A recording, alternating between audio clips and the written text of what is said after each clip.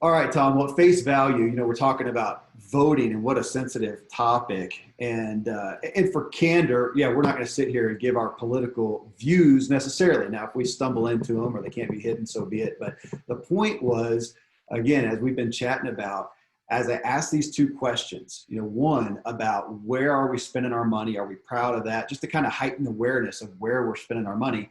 And then two, asking about what are the policies and platforms that we really care about. And then as we go along in the show, we're going to kind of align those or talk about do they align? And, I found Mark Hyman. Mark Hyman, he's a medical doctor, one of the biggest names in health and wellness, huge podcast called Doctor's Pharmacy, FARM, but just a gigantic name in that arena. And he just did a post yesterday that I saw that just lined up with the concept here. We're not talking about food necessarily, but he just posted this. He said, the way we choose to eat not only reflects the level of care we have for our health, it reflects the level of care we have for other humans, animals, and the environment. Every bite of food is a vote. There's the premise that we have that I wanted to hit on as we look at our purchases. So to highlight those right now, to give that preface, that the question again that I asked was, if your weekly purchases were audited to discern what you truly value, would you be proud of what was found? Ideas are things like gas, food, what kinds of food, entertainment, giving, personal care, illness, etc. And Tom, as I did that, I was thinking about myself, and I actually didn't post. I meant to put my own post there, but I didn't. But to say, am I proud of my purchases? I would say overall, yes. But of course, I'm thinking about where would I not be? I'm like, gosh, how much do we spend on entertainment these days? And actually, with that thought in mind, I went on and found little things I'd signed up for, like on Amazon. We want to watch that show. Oh, it's only on the Showtime channel, and I did some, free offer or whatever, and then looked, and now I've been paying $10 a month for I don't know how long, and found the same thing we had done on Hulu, which we haven't looked at in months, and I'm paying them $10. So I backed off both of those. There's $20 a month. It's not going to change my life, but again, just looking at how much do I want to show towards entertainment in my bank account? How much do I want to show towards, people talked about eating out and things like that. But sometimes I just kind of forget and think, man, if I was going to be audited, if Tom Ziglar, if you were going to look at my bank account, would I be proud of all the categories and how much I'm spending in those areas? It's just not something that I normally think about. I'm right there with you. I've heard it all throughout my life. If you want to know where your heart is, look at where your money goes. Yeah. Right. That's what you're doing. And sometimes, one of the things since the lockdowns began that I've been intentional about is we don't eat out anymore. I mean, we just don't do it. And at first it was kind of like a lifestyle change, kind of a bummer. And then I realized, wait a second, I'm eating higher quality, better food for me. But we do get takeout occasionally. And one of the decisions I made was to tip a lot more. Not that we were ever, we were always in the 15 to 20% range, but now I tip a lot more, and there's always a little bit of surprise on that person, but it's because I know the whole world is hurting. The whole industry is hurting. And so that's a little choice. As you were going through kind of that, if somebody looked at my expenditures, I started thinking about the 7 areas of life, and just kind of categorizing them into that. I've spent so much more on Audible in the last year than I ever have. And I think it's more time and just kind of gotten a craving for education that way. So that takes care of the mental. Rabbi Lapin he has a Jewish or a Hebrew Bible that's got English on one side and Hebrew on the other. I bought that. Wow. And so I just started thinking about all these different purchases I've made. And I'm kind of in the same boat with you. I like some of the things I'm doing, and some of the things that I'm not doing, I should be doing more of. Yeah. Yeah, I agree. You mentioned books. I think, the book industry has done well. That was one of the responses. Jennifer, she says, I spend way too much on Kindle books. Meanwhile, there's a whole library full of free books. Just one example of how my weekly purchases will show instant gratification purchases. Now she's talking about, yes, if you sign up for Kindle, you get that whole free library, and yet she's still buying books, which I responded back and said, gosh, I feel that way about Amazon. We have the Amazon account, zillions of movies, and yet half the time, or probably more than that, we come on and we want to find, what the latest movie or whatever, we spend $2, $3, $4, $5 on top of the Amazon account instead of watching the free ones. Though my response to her was, you're reading books. I'm going to give you credit for that above my Amazon watching stuff, but she's reading books. I love that. And me too, Tom. During this time, I have spent more money on books. We recently had Charles Martin on, and so I've been enjoying his fiction books. I've probably had more fiction purchases lately. I got 3 of his books now. What'd you get?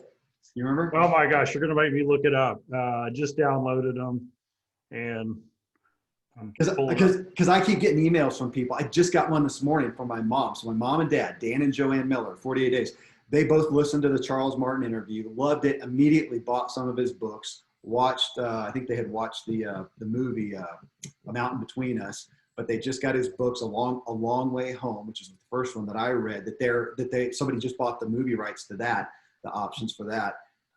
And I don't know what other ones that they bought. Yeah, so you recommended The Mountain Between Us, so I finished that, and then I went and bought Water from My Heart and Wrapped in Rain. I don't think I've read the Wrapped in Rain one yet. When Crickets Cry, that's one I just read. It's just, well, I mean, again, they're all excellent. I'm ready for my next one. My wife got me, though, she got me Becoming Mrs. Lewis, about C.S. Lewis's Greatest Love, and I'm reading that. It's really interesting. Good book. Oh, well, so again, looking at these, and we had people respond to, here, Carrie Mitchell, she says, my 2020 spending has changed tremendously. I value good, healthy food and anything that's absolutely needed to fix things on my house. My frivolous spending has stopped completely. This year, I'm proud of myself. The prior few, not so much. I bought in excess when I really didn't need it. And we had a bunch of people respond to that. Richard Powell said, yes, I'm proud. We run everything through the question of, do we need it or not? Is it a want or a need? If it's a need, purchase it right away. If it's a want, we wait at least 48 hours. I appreciated that because, man, I'll attest I buy immediately. There's a need, I buy immediately on Amazon. A bunch of it's little stuff, here and there, not big stuff, but I am so used, they make it so easy, you just click and go, that I make a lot more spontaneous purchases than ever. And I would assume we all do. While we were talking before we started, I bought some lens cleaners on Amazon. And the reason I did it is I took the picture of the box and I just looked at, there's that picture, 2 clicks, and I bought it. Yep. No shipping charge, be here tomorrow, maybe today. It's brilliant. I had a guy in here last week, Doug Levy, who went through my podcast equipment. I was having some problems, and he went through and said, even things like I had some old cords that were causing problems. He says, man, if you'll just replace those, they're $10 a piece. Brilliant. I went on, ordered them. They were here, maybe the next day, put them in, and now I'm benefiting from it right here. I love that. But then, there are the things that sometimes I get on there and purchase without much thought. Well, here's another perspective, though. Wes Connor. So I've known Wes for a long time. He said, I'm fortunate to have found the 48 Days organization. Speaking of my parents again, and Dan Miller. I found them 15 years ago and now have enough disposable income to do or buy just about anything I want and still have enough to save, pay bills, and give. Which I responded, that's great. Though you could still use your abundance to buy, now I was being facetious, to buy crack and maybe not be so proud of that purchase. That was still, it wasn't just a budgeting issue and are we spending money that we need to or not unnecessarily. If you've got a lot of money, you can spend and maybe you don't care if it's not a necessity, but is it still something you are proud of? If you're spending $100 a month on alcohol, is that something you're proud of? If you're spending it on fast food, is it something you're proud of? Conversely, if you're spending it on 5Ks and the health and fitness center and fitness classes, you may be proud of. And that was the point. So it wasn't just an abundance aspect of what we're spending, but also just questioning. Cindy Sipes here, she says, No, I'm not super proud. We just did that. We went through and we had some imbalances. You think it's okay to spend $10 on this. I haven't spent on this in a while. And you realize that your concept of time is way off. And in fact, you have been spending $10 twice a week on whatever. I think it's important to audit ourselves and understand that some seasons we forget to stop and ask ourselves if we really need what we buy.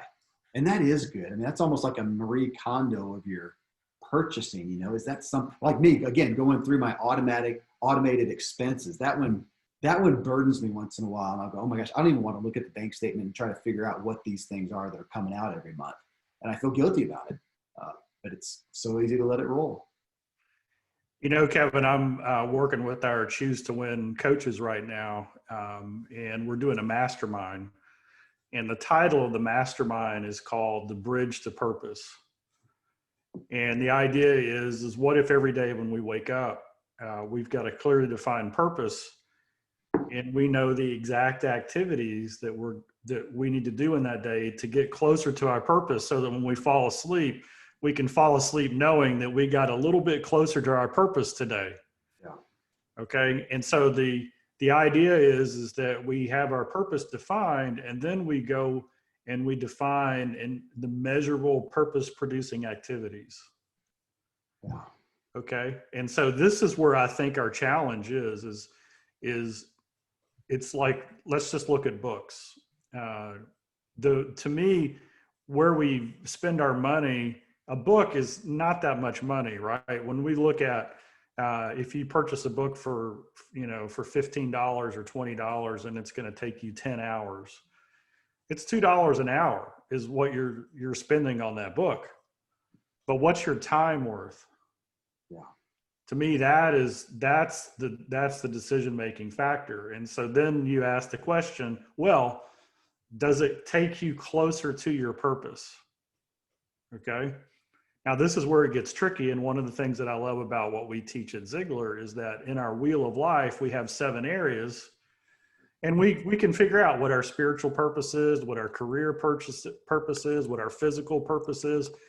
But when you have a great fiction writer like Charles Martin, and he's talking about these scenarios and ethics and things that really make you think, but really it's for personal amusement, right? It's for, just some free time to let your mind wander. Well, that's perfectly acceptable, because on the Ziglar approach on the Wheel of Life, one of the segments is personal. And so do you get fuel and respite and, kind of the things that come from a great fiction? I love science fiction. I love fantasy writing, as long as it's kind of in the C.S. Lewis, J.R. Tolkien kind of way where it's dealing with big issues. And so I think we've got to look at our purchases, not only from the financial investment, but also what does it mean for our time? Yeah. I mean, I'll cry, I'll claim guilty on this. You can download a little game onto your phone for free, and it can absorb weeks, months of time. And so to me, the big question is, well, Dad asked the question, is what you're about to do, is it going to take you closer to or further from your goal? And I've asked kind of a bigger question, which is what you're doing, is that a purpose producing activity? Like, if you keep doing that, will that take you closer to your purpose? And I think in a lot of cases, moderation is one of the things that we've got to look at. Mm-hmm. Charles Martin is awesome, but if I read him 12 hours a day and that's all I did, life is not going to be what it needs to be. And I bet that he would say, don't do that. I absolutely would. Well, I appreciate your perspective of, and again, we can get in the issue of talking about balance, which is, balance day to day. I mean, overall, I'm looking balance in my life through the week, through the month, whatever, but looking at the Ziglar Wheel of Life is such a great way of looking at my investments today. Did I invest anything in my relationships? Did I invest anything in my finances? Did I invest in my spirituality? Whatnot. But even there, man, with the time, yeah, like talking about fiction, let's just hit on that in Charles Martin's books. I love his stuff. You mentioned C.S. Lewis and Tolkien. Matter of fact, he mentioned in the interview that one of his favorite books was C.S. Lewis's book, Till We Have Faces. I bought it immediately, and I'm reading like 5 different books right now. I'm being a little ADHD with my reading, but that's one of them. And I love it when it is an entertaining book, something that makes me feel and move, but also something redemptive. And his, like you said, it deals with the big issues. It has great character development that I find myself thinking about that character and the morality and the ethics that they pursued amongst real life issues.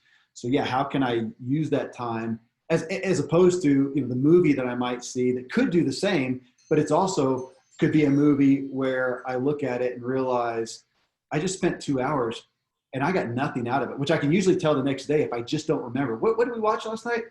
Oh my gosh, what was that? And realize I don't remember a thing.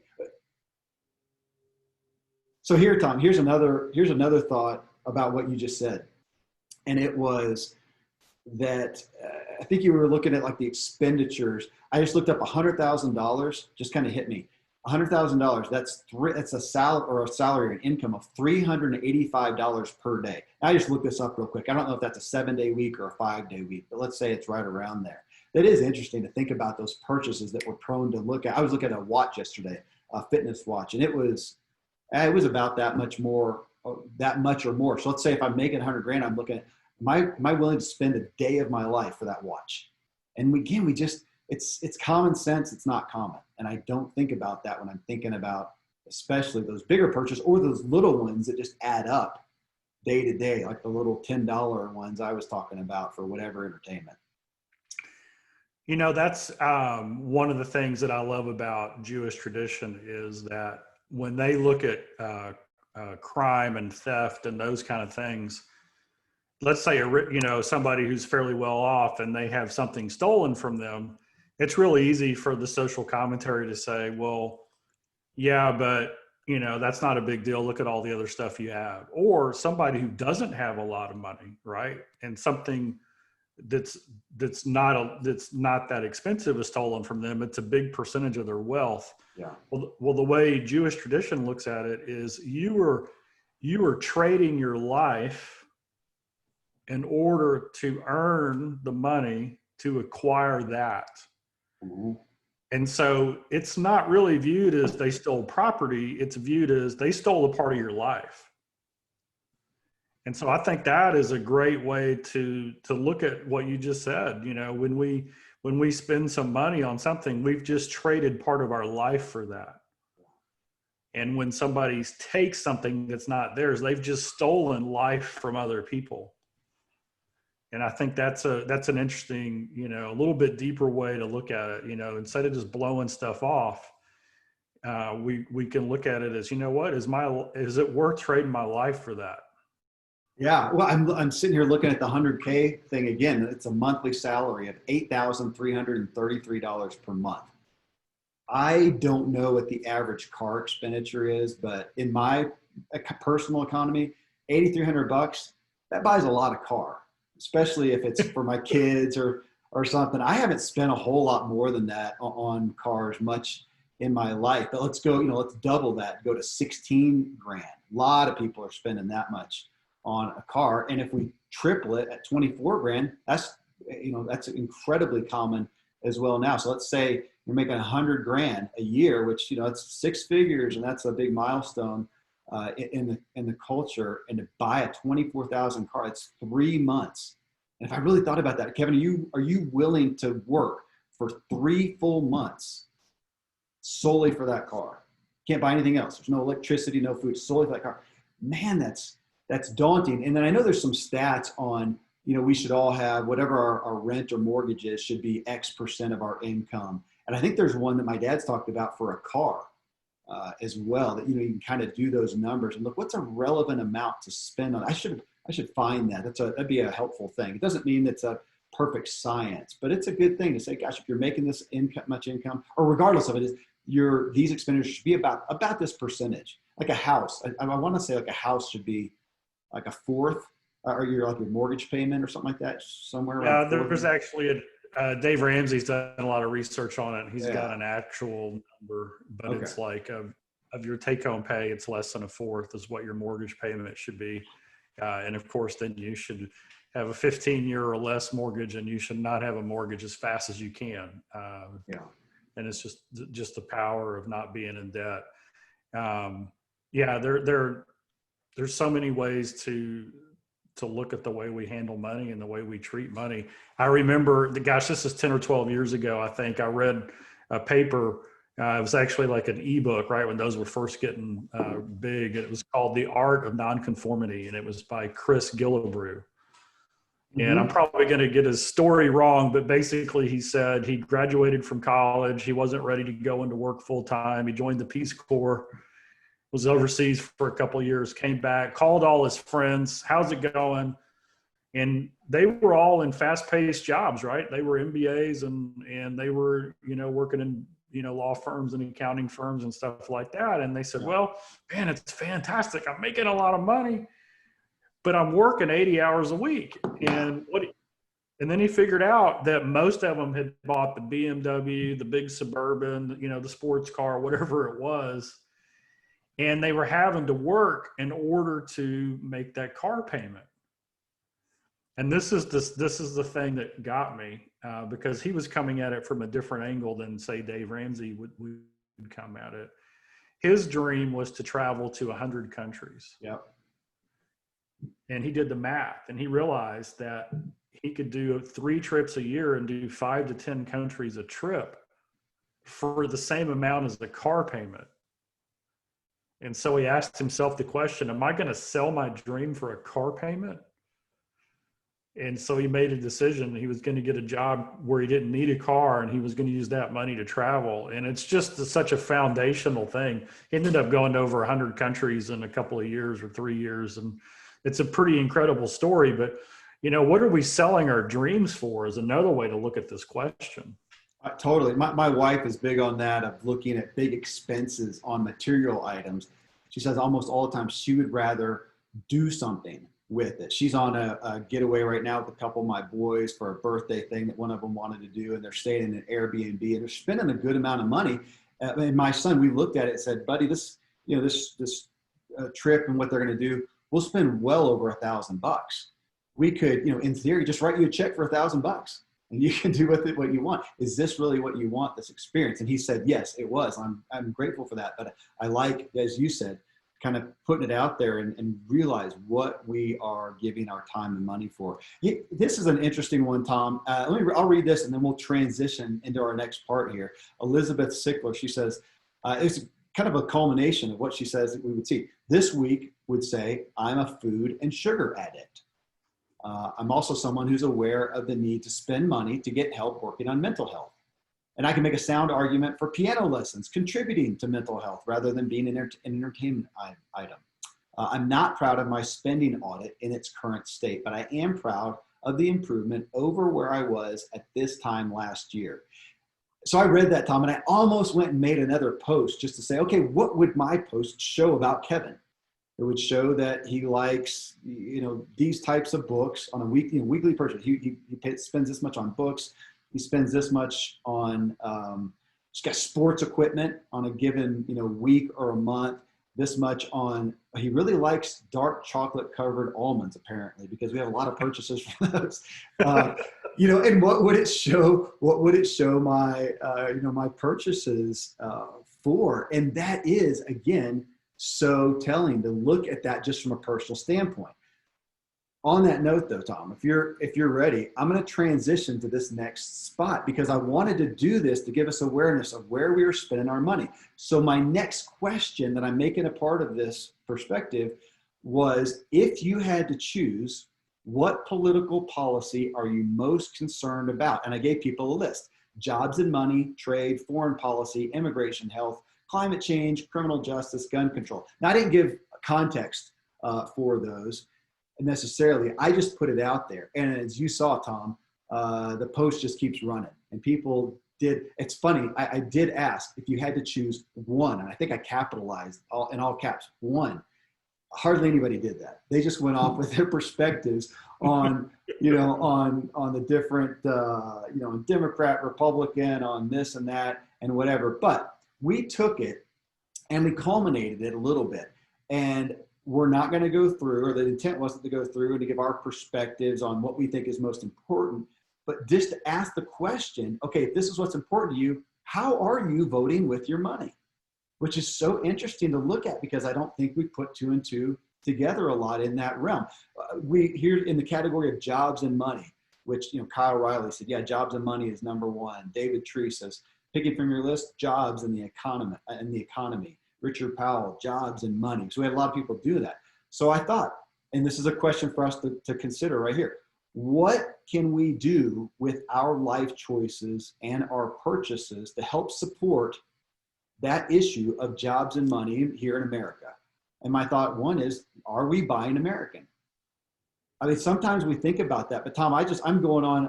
I just talked about, getting some cords for my computer, and the guy told me what kind. I went on, found the ones with the best. I didn't even look at price. I just looked at the best reviews, because it was only like a $10 purchase for each cord, and I just bought them. Boom. I went. You just got a new camera that you're using right now. I've got mine that's supposed to be in tomorrow. I went. We found the right spot, and we bought them. I had no thought to buying one manufactured in America. Now, some of those things you can't even find manufactured in America, given. But when you're going to get clothes, when you're going to get cars, when you're going to get whatever, I mean, we can make those decisions, but we may find that, okay, the one here in America costs 10% more, 20% more.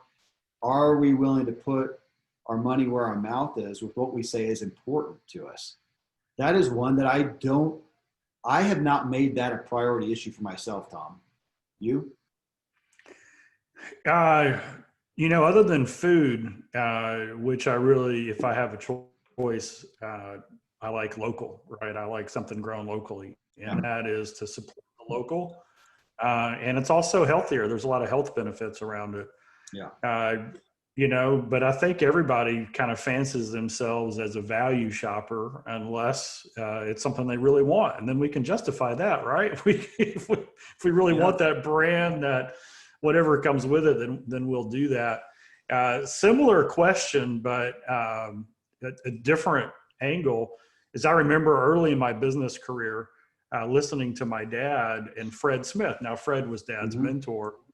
And Dad asked Fred Smith, he said, hey, our company's founded on Christian principles. And for those who listen, we have a Monday morning devotional that we do every Monday. We've been doing it for 40 plus years. Everybody's invited, but it's not mandatory. And Dad asked Fred, he was the wisest man that I met, just a strong Christ follower. He said, Fred, should we look to hire Christians? Mm-hmm. And he said, no, you should look to hire competency and people with integrity and ethics and morals and character. And so that was a really interesting thing, right? It made me step back and think, yeah, we should be going after people who have integrity, who do things based on principles, who do a fantastic job. They're professional. They treat others with respect. And if they happen to be a believer, then that's fantastic. But that's not the end all. And I know some people are like, really, y'all believe that? I mean, shouldn't we all do this? But to me, it's kind of like when we purchase something, because I know the stats on both sides. When a discount, I'm not going to mention any names, but when a discounter moves into a community, the spending power goes way up, right? Because the savings, and so people actually have more income to do other things with. On the other side of that coin, it has impact on the local businesses as well. And so to me, I've always looked at it as, hey, how do I serve my client? How can I raise my game, my business, my ethics, my value, whatever, to go to that next level? And it's not an easy answer. And I feel for everybody on every side of that. Well, and I don't have the answer. And buying American specifically, that was just one idea in there. Obviously, if you had a foreign company come into a certain area that provides 1,000 jobs to the local populace, that has value. The point is just, how are we, well, outside of just money, what we're buying, the other thought I had was, are we doing what we can, those who are pursuing business, to create jobs in the economy? What a gift to have a product, have a service that you're out there selling, and it grows to a point where you hire people and give them a good job. And you and I know so many people who, well, matter of fact, Howard Partridge, I think the last time I had him on the show, he talked about the reality that he has done well enough in his business. He does not have to work anymore. He's good. One of the primary reasons he does it is to have a thriving workplace where he can employ people and be a good influence on them and lead them in value and ethics and morality. That is helping jobs and money here in America and globally. And another thought I had too, how are we equipping our youth? They're not getting nothing against school, but school is not built, formal traditional school, to equip them to go out and be a great employee, business owner, whatnot. And so we get all the criticisms from the corporate world about kids not having soft skills, PR skills, Zig Ziglar skills, how to win friends and influence people skills. We have to do that. So I can help the jobs and the economy by helping my kids understand business and ethics in business, ethical capitalism. I mean, I can help the economy there. Where can we help? Again, with our choices and our money. Yeah, since you brought up schools, I'm just going to repeat something I saw or read from Seth Godin probably in the last couple of weeks. Homeschooling has really struggled over the last 6 months, right? Because suddenly the schools shut down, and then parents who never wanted to or knew how to were ill-equipped to basically encourage their kids to get on a Zoom call and have school, right? And he said we asked the wrong question because here's what happened. The question got asked is, oh no, how do we do school on a Zoom call? Mm-hmm. That was the question everybody struggled to answer. And Seth said, that's not the right question. The right question is, what is school for? Yeah. Right? Because think about it, is it really, is school for the mastery of short-term memory so we can pass a test to go to the next level? Because it feels like it. And then you try to translate that into an online environment, and then boom, all of a sudden, it gets hurt. It's kind of like after World War I, when the government planners got together and they said, a huge number of people, millions of people have left the farm. They've moved to the cities for, the opportunity that's there. We are susceptible to a famine. We better make sure we have enough food in the storehouse in case a famine comes. Otherwise, we're going to have a disaster. And so they started subsidizing farmers. And what they didn't anticipate is our farmers are the hardest working people on the planet. And you combine that with technology innovation, and suddenly we've got a surplus of crops like the world has never seen, right? And so what happens when you have a government policy? Well, you can't change the policy. You got to figure out another answer. And so this led to the creation of the food pyramid. It led to feeding livestock grains that they never ate before. It led to turning corn into ethanol. It led to all these other uses of this excess. And pretty much the obesity challenge that we have today is because of a government policy right after World War I. And so my question is, as we look at the platforms that parties have in politics, is are we asking the right question? I mean, wouldn't the better question have been for those government planners to be, hey, how do we make sure the healthiest citizen is provided for? The health of a citizen is what we're about. That would have created a whole different angle at how we, and how we structure and provide infrastructure for food development and things like that. I agree. I mean, you're talking about the root issue. We so often, as our culture does, look at the symptom. And here, talk about a volatile issue, Tom, because this is one that had a lot of responses. Well, Brad, he says, if I had to choose just one, it would be abortion. Evan Herman, he says, abortion, number one. Deanne, she says, right now, freeing babies from becoming extinct, and a lot of opinion on this. And again, that wasn't the point. But I'm looking at that and going, okay, what about with my life choices? Because we're focused on that, but why is it on the increase? We can say that with every issue right now. Why is it on the increase? So I don't even know if you're aware of this, Tom. Our good buddy, Dr. Randy James, my co-host on the True Life Show, your doctor, my doctor, his wife Marcy, she's a nurse, a registered nurse. She works, I can almost, actually, I can just see the edge of her building down the road here. It's called Choices, and it's a pregnancy center. She works primarily with young girls every single day who are pregnant.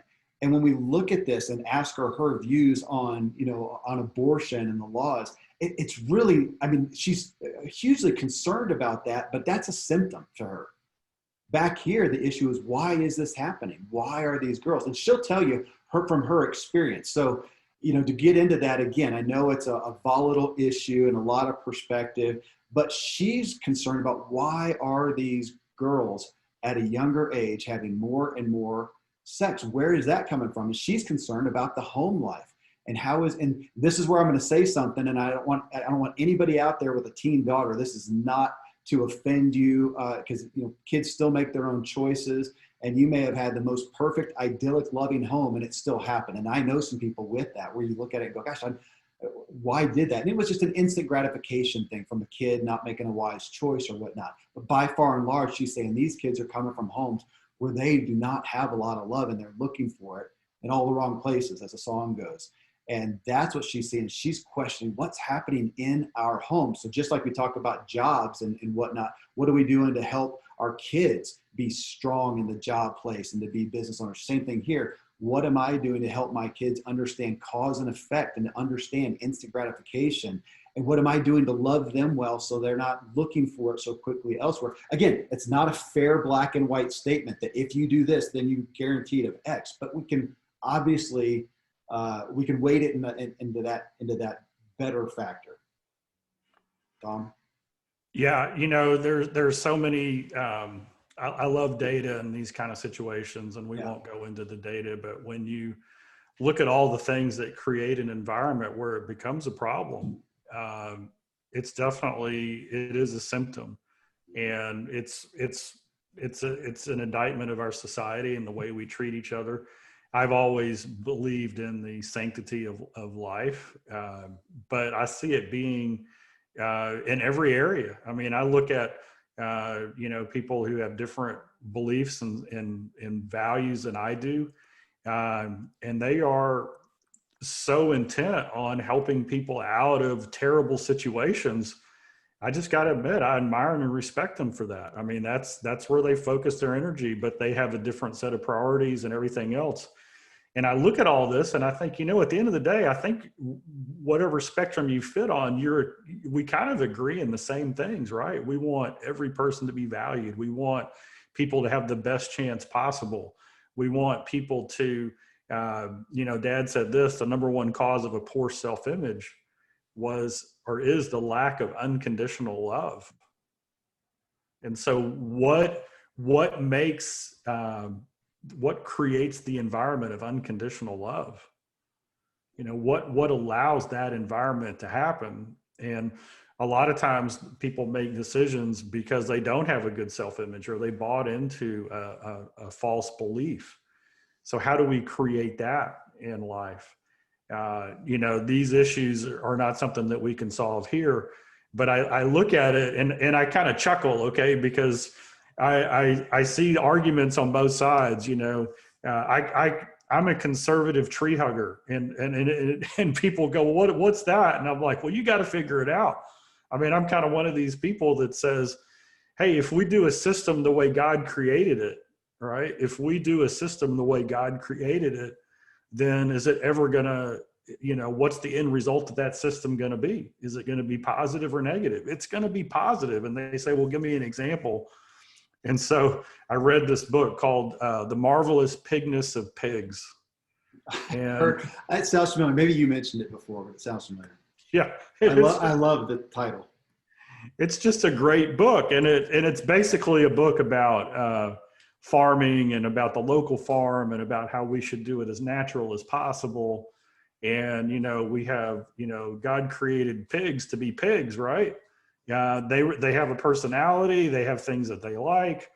And what if instead of making a pig fit into a box and, we're going to put it in a cage and it's just going to produce, and what if we said, no, we're going to give the pig's life? What would happen? And it's a really interesting thing. Why did God make these animals with these different characteristics? And so I look at that and I go, yeah, why couldn't we let a pig be a pig? Why couldn't we do that? And then people will say, well, the economics don't make sense. How do we feed the world? And I just go back onto my faith, and I said, well, if God created a system and we did it the way God intended to us, I think that would probably be enough to provide for everybody. Okay, there's a great segue, Tom. One of the big ones that people, Joe Pellerito, he says climate change, polar ice caps, and Jim Hibbington said climate change. That he said, quotes, it's man-made. When I look at that, and again, this is not to sidestep the reality of what we need to do in a nation that may be out of control, but when I look at myself, I'm thinking, how much am I consuming? Bottom line, how much am I? And we had some people talk about being minimalists and whatnot, but there is a reality to how much do I consume when we go back to purchasing, to look at just how much am I buying? How much am I throwing away? How much gas am I burning? How much electricity am I using? How much yada, yada. We can go down that line. And if we all, I mean, none of us, I don't want the government coming in and telling me how much I can or can't consume. But I'm quick to point out, they should stop letting those people consume that much, or let that business, quit letting that business pour pollution in there.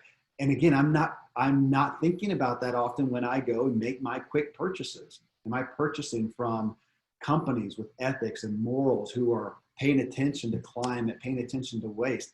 And I don't often put it up there. So when I start waving the flag and getting on my soapbox about climate change, what am I doing personally? Now, again, that doesn't sidestep the fact that laws need to be made and dealt with to try to control people who are never going to care and are going to just wantonly do whatever.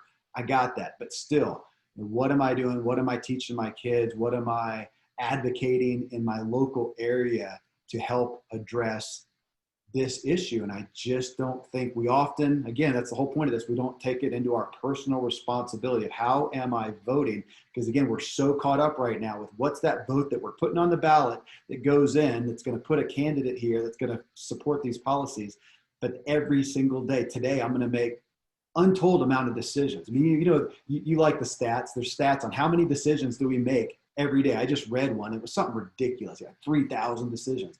How many of those decisions am I making with these issues that I say I care about in mind? It's really convicting. It's just convicting.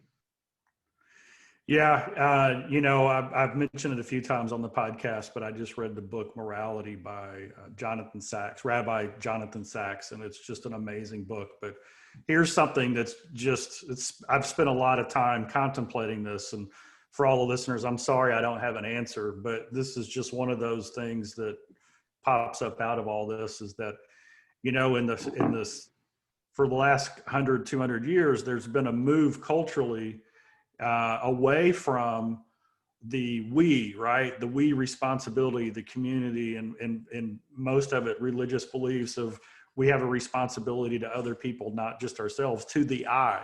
Hey, it's all about me. It's about my happiness. It's about what I want. Why should I have to sacrifice for anything else? And that really exploded in the 60s.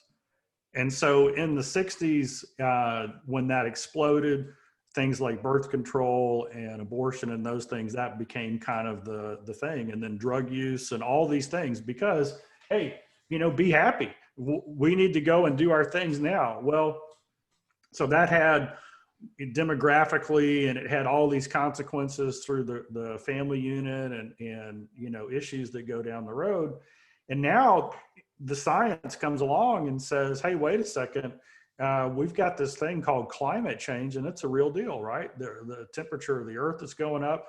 And here's what's interesting is the people who said, hey, I should live whatever life I want. I can do drugs if I want. I can get married, not get married. I can have an abortion, ultimately because, hey, this is my life and I get to make that decision.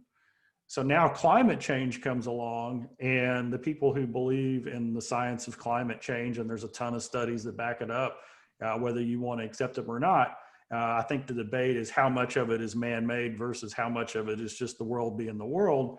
But here's the reality the people who deny climate change are basically giving back the same argument, which is, why should I sacrifice what I want personally to benefit somebody else and a generation I probably won't even know? It's like, Yeah. it's like, because we've moved from we to I, we can justify going down a path that's probably not the best answer for us, right? It's probably not. And we might have to edit this whole section out, Kevin, but I think it's just such a deep, deep question. It is. And I get really, I call it the geography of compassion. Right. And this is a really, this is a hypothetical thought problem. Imagine you're a doctor in an emergency room, and an emergency comes in, there's been a car accident, and somebody comes into the hospital and they've got a broken leg and it's a compound fracture. And you know, by looking at it, you can fix it, but fixing it is going to cost a couple $100,000. I mean, it's a major surgery. It's going to take 3 months of rehab, and all this stuff is going to happen. And so what we do in the States is we fix it, right? That's what we do. We do that. Well, now let's look at the problem. Let's just say that person is an illegal, right? They've come across the border illegally. They're not a citizen of the US. They snuck across. Well, do you still fix the leg? Well, of course you do. So here's the geography of compassion. At that moment, somebody taps you on the shoulder and they say, hey, you can either fix this leg or you can send the $200,000 to other parts of the world, and it will save 10,000 lives through malaria medications and other things. Which one are you going to do? Mm-hmm. And this is when it gets really tough, because our assumption is we can print more money. I mean, look at what we've done now to help us get through this very tough time. Is we've basically answered that question by printing money and kicking the can down the road. Well, the reality is there's not an unlimited. There's not enough. We can't solve every problem. And so, well, maybe we should allow people from other countries in based on the amount of poverty that they're going through. And if that's the case, then people south of the border of the United States, they're probably not in the first 50 million to get in. Yeah. Right. And so once again, we're compassionate about those that we're near. And in the Old Testament, it said, love God, love your neighbor, and love the stranger, right? Feed the stranger. So we have this commandment to do that. In the New Testament, it says, love God with all your heart, mind, soul, and love your neighbor as yourself. So and we're all neighbors. And so these are really, really big questions. And what I get frustrated with is in the political side and the debate is we throw out both sides, right? If I believe in this, then the other side is completely wrong, and vice versa. And I'm reading a book, and it's a book by Dr. Tony Evans, and I'm pulling it up right now. And the book is Oneness Embraced. And it's about racial reconciliation.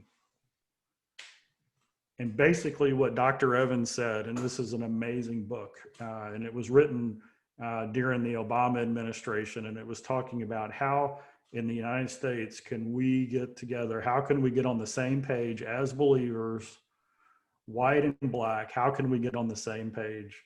And this is what he said: at the center of hope is truth. And so in Jewish tradition, one of the things I learned is that you don't argue to win, you argue to discover the truth. And I think ultimately the solution in all these things is we have got to argue to discover the truth, not to defend our side.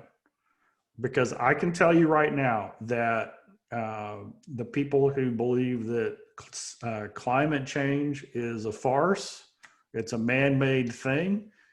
I know some of that, and they're not going to pollute their stream. They're not going to put petrochemicals into the water. They're not going to, they don't want to do that. Right? So what does that mean? It means that if we seek the truth, I bet we can figure it out. And by the way, as a believer, who's the author of truth? Yeah. Right. Yeah, that right there, Tom. And because you look, I'm going to go back to your analogy with the illegal immigrant over here, hurts themselves, 200 grand. Do we help them? We could do all this over there. But from a faith-based standpoint, I would tend to look at that and go, you know what? I'm going to seek my God right there in that moment and ask him for his truth in that specific instance. Okay, we can do that. It's really hard to do when you've got a whole country of a lot of people who aren't doing that, though. And we do still have to make that policy. Man, I do not want to be in government. I don't want to be in politics. I have a hard time throwing a stone any direction because what a mess. And I'm glad that people are devoting themselves to it. But, you know, as we go through all these issues, we had people, we could stay on here for a couple hours, talk about gun control and immigration and government control and freedom and education and whatnot. And the point here is not us stating right or wrong. It's saying, what is that personal responsibility? So back to that first question. If you audited Kevin Miller's bank statements and all my purchases and my just, you know, daily decisions with a video on me for a week, here's all his activities, his decisions, how I take care of my family and my children and my spouse or not, how I care for them well or not. And again, what I'm buying, how does all that equate to all these issues? How am I supporting or not these issues with my daily life? And of course that, you know, I don't know. 86% of all statistics are made up on the spot. So I'll make one up. What is the percentage of impact that has on the world over who I vote for today? And again, we don't even have to make that. The point is do both, you know, go vote for what you think is right. But every single day I'm voting with my life. And I'm not the author of that. That's been said before. But right now, I wish it would be said even more because we're so intent on who we vote for, what policies we vote for. And I think we're often so blind to how we are voting with our lives. And I hope that I've adequately raised my hand in this to say that I brought this topic up, not to point a finger at anybody, I'm pointing the finger at me and going, Kevin, how am I supporting my beliefs and my values? I had a friend, Jay Peroni, The Faith-Based Millionaire was a book I helped him work on a long time ago. And he is a financial advisor, and that was his platform to say, look, it's one thing to go in and invest your money and to make more money with it. And he says, I can help people do that. But so often I have people who are faith-based people. They're focused on morals, they're focused on ethics. They have no idea that that company they put their money in is doing things that do not at all line up with their morals and ethics. So that was his platform. I'm going to help them invest their money, still make money. I'm going to make them as much or more than they would make because I'm a good financial advisor, because you can make money on moral companies, entities with morals and ethics. But man, you should know if you're going to invest your money and you say you stand up for these values, you should back those up with where you are investing. And what if there's a choice and you're going to make 5% less with this company that does line up with your values and ethics than X company? Are you willing to do that? Same thing here. Are we willing to pay the price, even if it's just our attention, to let our daily decisions, daily purchases line up? I think I'm going to have a discussion with my family, Tom, and talk about that. Let's look at what are we doing? What are the decisions we're making? What are we going to do with that, this expense, this effort, this initiative to support? Are we actually supporting what we say we value? It's just a big leap. I hope this sheds some light on it. Yeah. And let me just kind of close with a couple of thoughts. First off, the social media influence, the ability to, I think our biggest enemy right now is distraction. The technology, the artificial intelligence, the brains that are behind where we spend a predominant amount of our time, which is either on social media or on news channels, getting information. It is all geared and wired. We have to understand, and I learned this from the Social Dilemma documentary, But basically, we are products. So when we're using Facebook or Twitter or any of these, we are products. We are not the customer. We are products. And everything is engineered to take advantage of our brain, to get us to engage, and to push us into predictable patterns so that we buy things from the customer. So who is the customer of this world? It's people who are buying the data from these social media companies. That is the customer. So the user is the product. So people at Facebook, they don't care about us individually. They care about the customer. They're going to take care of the customer. And so what do they want to hand over to them? People who are likely to be motivated, manipulated, inspired through consumerism and marketing to make things. So what does that do? Well, what they're doing is accentuating your bias so that they can tweak it every now and then to agitate you to re-engage, which ups the likelihood that you're going to make a purchase in that direction. And so I think a lot of us need to step back and say, not only do we need to investigate what we're buying, but why are we buying it? Because we are in a polarized time. And I want everybody to know, I don't believe this is by accident at all. I believe it is a system ran amok as far as how we are manipulated and how we've allowed ourselves to get into that position of getting sucked into these things. And so it divides. And so now, whoever wins, people are asking me, I have not made a political post in 5 years. I think it's at least 5 years. I decided, during the last campaign, that wasn't my role in the world to advocate for a specific person. We our lens is the scriptural lens. It's, the way it is, the way God wrote it, not necessarily the way people interpret it, but the way it is in there. And so people ask me, who do you think is going to win? Who do you want to win? And I kind of stay away from that. But I will tell you this. So here is if I had one word to the next president of the United States, this is what it would be. How awesome would it be if the next president of the United States came out after the election and made this statement? Hey, I just want you to know that I serve all American people.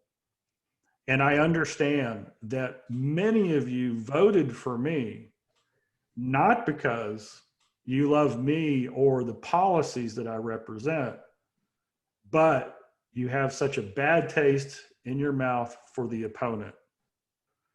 And because of that, my commitment to you is I'm going to reel in the radical side of my party, and we're going to come to the middle and figure this thing out, where truth is the goal and not victory.